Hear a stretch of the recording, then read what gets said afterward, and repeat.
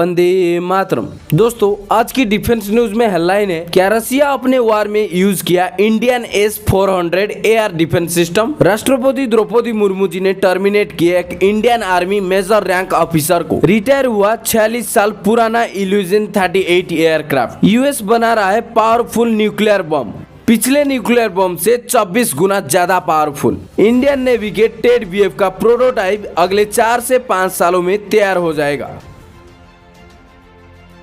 ANI की जारी report के मुताबिक इंडियन एयर फोर्सेस ने आज 400 एयर डिफेंस सिस्टम के अपनी 3 स्क्वाड्रन को ऑपरेशनलाइज कर दिया है, जो कि चीन और पाकिस्तान के साथ लगी बॉर्डर पर तैनात किए गए। और बचे हुए S-400 एयर डिफेंस सिस्टम की फाइनल डिलीवरी को लेकर जल्दी ही भारत और रसिया की ऑफिशियल मीटिंग करेंगे। और जबकि ANI की रिपोर्ट के मुताबिक रसिया बचे हुए 2 S-400 एयर डिफेंस सिस्टम की फाइनली डिलीवरी टाइमलाइन को लेकर अभी भी पूरे तरह से क्लियर नहीं हो पा रहे, क्योंकि रसिया ऑलरेडी यूक्रेन के साथ कॉन्फ्लिक्ट में बिजी है। और रिपोर्ट के मुताबिक ये भी बताया जा रहा है कि रसिया में इंडिया के लिए जो S-400 एयर डिफेंस सिस्टम बने थे, तो उसे खुद रसिया ने भी इस्तेमाल किया है। हालांकि इस दावे की कोई पुष्टि नहीं है।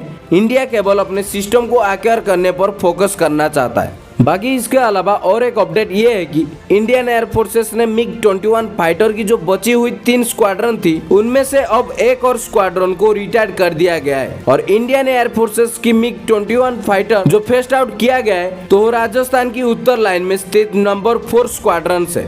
और एयर फोर्सेस की सर्विस में जो MiG-21 की 2 स्क्वाड्रन बची हुई है, उसमें से एक स्क्वाड्रन बेकनार में बेस्ड है, जबकि दूसरी सूरतगढ़ में। और इन्हें भी 2025 तक फेस्ड आउट किया जाएगा। और इनमें से हर एक स्क्वाड्रन में 16 से 18 MiG-21 फाइटर्स है। और बाकी इंडियन एयर फोर्सेस ने जो MiG-21 को रिटायर किए हैं, वो last time Su-30 MKI fighter के साथ उड़ान भरी थी।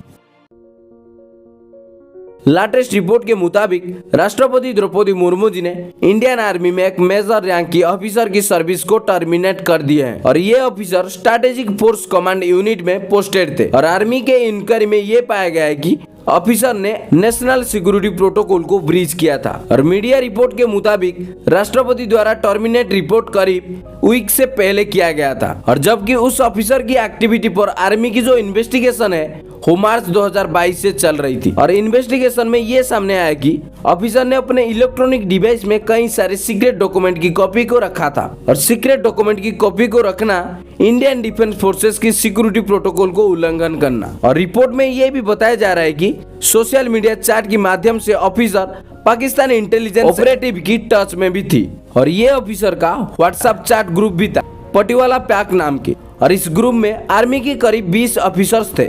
और उन ऑफिसर्स पर भी अलग अलग रीजन के लिए अलग से इन्वेस्टिगेशन चल रही है। जुलाई 2022 में इंडियन एक्सप्रेस की तरफ से भी एक रिपोर्ट सामने आई थी, जिसमें यह बताया गया था कि आर्मी 4 ऑफिसर पर इन्वेस्टिगेशन कर रही है, जो कि पटिवाला पैक की ये व्हाट्सएप ग्रुप में मेंबर्स थे। और इन्वेस्टिगेशन के दौरान 3 ऑफिसर को सस्पेंड कर दिया गया था। गोवा के INS हंसा में इंडियन नेवी के Ilyushin 38 Sea Dragon long range maritime patrol aircraft की डीकमीशनिंग सेरेमनी को आयोजित किया गया था। और इस सेरेमनी के दौरान नेवी के Ilyushin 38 Sea Dragon long range maritime patrol aircraft को इसकी 46 साल से भी अधिक सर्विस के बाद अब रिटायर कर दिया गया है। और इस एयरक्राफ्ट ने कई अलग अलग तरह की भूमिका निभाया है, जैसे कि maritime patrol aircraft, surveillance, anti submarine warfare.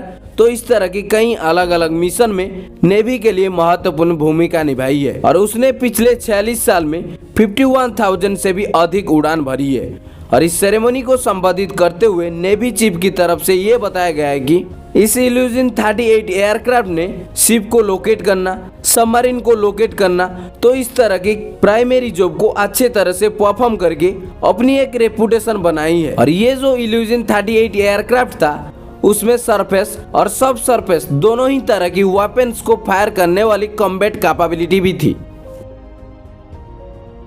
US के डिपार्टमेंट ऑफ डिफेंस से इस बात की अनाउंस किया गया है कि वो अपने B61 न्यूक्लियर ग्रेविटी बॉम्ब के एक मॉडर्न वेरिएंट को विकसित करेंगे और जिसे उन्होंने नाम दिया है B61-13। लेकिन इस एडवांस न्यूक्लियर ग्रेविटी बॉम्ब को विकसित करने के लिए फिलहाल अभी यूएस के डिपार्टमेंट ऑफ डिफेंस को यूएस कांग्रेस की तरफ से फाइनल अप्रूवल का इंतजार है। और जबकि फॉक्स न्यूज के मुताबिक यूएस का जो ये B61-13 न्यूक्लियर ग्रेविटी बॉम्ब होगा तो ये वर्ल्ड वॉर 2 के समय जापान में गिराए गए न्यूक्लियर बॉम्ब की कंपैरिजन में 24 गुना ज्यादा पावरफुल होगा। और B61-13 का जो यील्ड होगा वो B61-7 की जैसे ही होगा, जिसका पावर 360 किलो टन तक होगी। और इस नई वेरिएंट में B61-12 के कुछ मॉडर्न सेफ्टी, सिक्योरिटी और एक्यूरेसी फीचर्स को भी इंक्लूड किया जाएगा।